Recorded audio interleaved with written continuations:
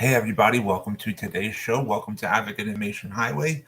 I'm your host, Anthony Lorito-Duke, and we have an interesting topic for today's show, in which it is the four sectors of business and the economy that need the most help are farmers, miners, like the ones that work in coal mines and stuff like that, fast food restaurants, and retail stores. So let's get right into this. Yes, I know that there are major strikes going on, uh, like with the auto industry and the entertainment industry. I understand that, but here's the thing. Here's the thing. Those strikes are eventually at some point going to come to an end. People will come to an agreement, okay, and they'll work things out. That's what it boils down to for that part, okay? But the four sectors, the major four sectors of business and the economy that need the most help from the federal government are farmers, miners, like coal miners and stuff like that, fast food restaurants, and retail stores. Now let's take the farmers one first. Farmers took the major hit. Okay, they got hit big time because of like the climate change issue. Which a certain person went around saying climate change is a hoax. Okay, when it's not, and uh, when you have things like major fires, tornadoes, hurricanes, things like that, land gets destroyed, and farmers take a huge major hit. Okay, so that's why they need a lot of help from the federal government. Now let's get to the second one, miners, like coal miners and stuff like that. I understand like if major metropolitan cities want to do like solar panels and windmills and stuff like that, like big major populated areas, if they want to do that, or like certain farm areas, like they can afford the windmills and stuff like that. Fine, we could have like a major part of the country, like let's say 90 to 95%, with windmills and solar panels and stuff like that. And I understand that. But there are small sections of the United States that are like major hillbilly land, and their areas can't handle things like windmills and solar panels and stuff like that, because they're surrounded by woods and everything, and they just uh, can't afford to have resources such as like windmills and solar panels. So um, that's why we have to allow these small sections of the United States to keep things like uh, coal and oil and stuff like that. Plus, let's not forget it's so important to realize that we need to preserve. We also need to preserve a lot of our natural resources too. You know, if, like God forbid if something should happen, and like with the solar panels and things like that, God forbid if we need to reverse back to things like coal and oil and stuff like that. So we need to preserve a lot of our natural resources. So especially for emergency purposes, God forbid if they do happen, you know. Um, so if these small areas of the United States, which is a teeny tiny little small amount, if they're just left alone to use things like coal and oil, it's not going to make a dent in the climate change issue. If we have the major part of the United States, like let's say 90 to 95% of the United States, with the use of like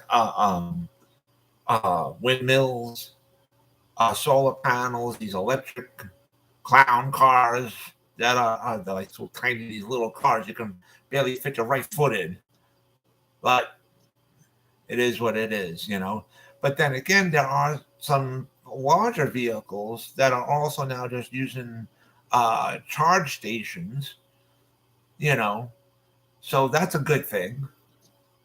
Um, but anyways, like I was saying, if the larger part of the United States is the use of green energy, as they call it, um, we'll be fine. The planet will be fine, you know. And so it's important to realize that. Now, um, let's talk about the next part, the fast food restaurants. So many fast food restaurants have been completely damaged by these anarchists, okay, who go around destroying fast food restaurants and stuff. And these fast food restaurants, they took a big hit, okay, because of these anarchists. And I said it before, and I'm going to say it again.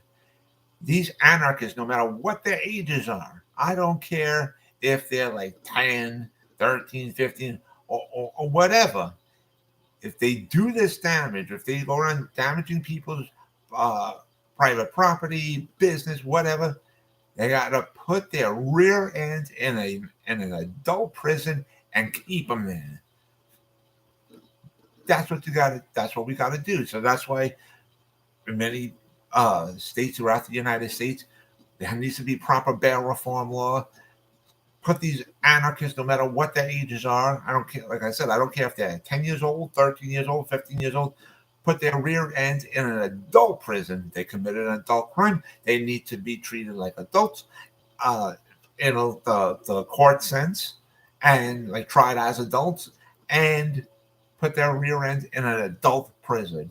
End of story. That'll fix them. That'll fix them real good. Okay. Now, um, the next section, retail stores. Okay. They also took a big hit. Yeah. Um, but before I get to that, let me go back to fast food restaurants. Fast food restaurants, there have also been like all these fist fights even inside these restaurants. Okay. Some are between staff, amongst the staff, fist fights going on. And then there's other videos that have proven there's been fist fights between staff and customers. So the federal government needs to tell the heads of the fast food industry, we'll be willing to work with you to help build you back up, but you're gonna have to obey by Army drill sergeant strict rules and regulations, every I dotted, every T crossed. You have to be treated like the military. That's it. Plain and simple, end of story. Now, let's go to the retail store section. They too have been taking a big hit by these anarchists that go around uh, stealing from their stores, destroying their stores, and stuff like that. So these anarchists, again, no matter what, I don't care what their ages are. They could be 13, 14, 15, whatever, 10, I don't care. They committed adult crimes. They need to be tried as adults, put into an adult prison, end of story. So, and then the federal government needs to step up to the plate and say to these uh, retail administrators, listen, we'll help you to build you back up. But here's the thing, you need to have armed security, or in many retail stores, they actually have police stations inside the, the retail store. That's a good idea as far as I'm concerned. So, yeah, have things like that. So, but you know, unfortunately, this is how it is in today's society, ladies and gentlemen. But there's no other choice. We have no other choice. So the federal government needs to step up and say, we'll help you, but there's going to be Army drill sergeant strict rules and regulations. You got to have like police stations inside your store, or armed guards, whatever, and fix everything. But anyways, I want to remind all my fans out there about the business that my husband and I have together called AWLDNY. The link to there is awldny.com. And so with that, take care. Actually, I almost forgot. Again, sorry. Senility is kicking in at an early age. You guys can check out all the items on there. And I want to remind all my fans out there about my other business, my other website that I have called Advocate Information Highway. And the link to there is AIHNY.com. Again, that is AIHNY.com. And you guys could check out all the pages on there. And so with that, now take care, everybody. Bye.